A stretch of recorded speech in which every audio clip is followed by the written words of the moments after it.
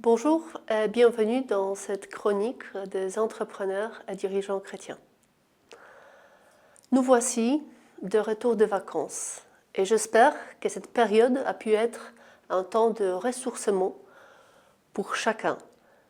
Une fois rentré, un commentaire politique est souvent revenu dans mon fil d'actualité et il m'a beaucoup perturbé, aussi bien sur le plan humain que sur le plan économique.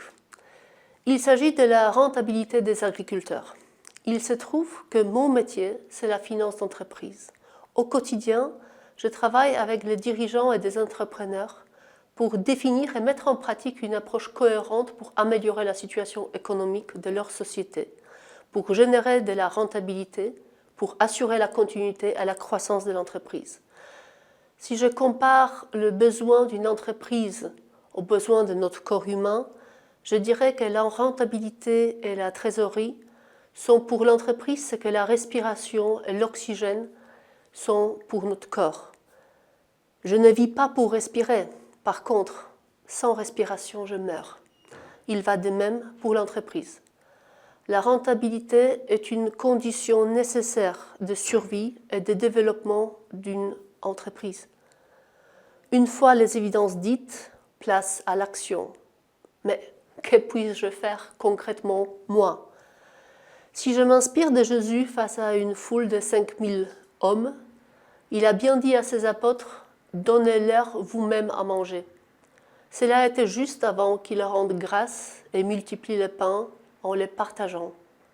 Nous n'avons peut-être pas la capacité de multiplier le pain, mais il faut nous inscrire dans la logique d'un juste partage.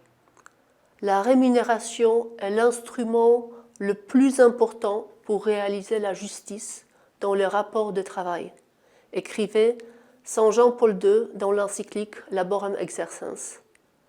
Peu importe mon statut dans la société, je peux et j'ai la responsabilité de contribuer à un partage juste. En tant que dirigeant, je peux revoir la politique d'achat pour mieux rémunérer le producteur. Je choisis des intermédiaires qui garantissent de prix aux producteurs. Pour le consommateur, il existe bien des marques telles que Ce qui est le patron, qui rémunèrent le travail des agriculteurs en leur permettant de vivre du travail de leurs mains. Oui, c'est trop cher, vous pouvez me dire. Lors d'une formation sur la pensée sociale chrétienne, on m'a dit que face à une difficulté, il ne faut pas culpabiliser mais être créatif. On ne me demande pas de financer un modèle plus juste toute seule. En tant que dirigeant, j'ai défini un mix minimum de produits où je choisis des fournisseurs pour contribuer à améliorer la rémunération des agriculteurs. En tant que consommateur, faisant mes courses, je décide, une fois par mois peut-être, d'acheter des produits qui rémunèrent justement les agriculteurs. Et de cette manière, je contribue à mon niveau, à leur rentabilité. Je conseille vivement la lecture de La perma-entreprise, écrit par Sylvain Brezard, pour nous inspirer à agir maintenant et là où nous sommes.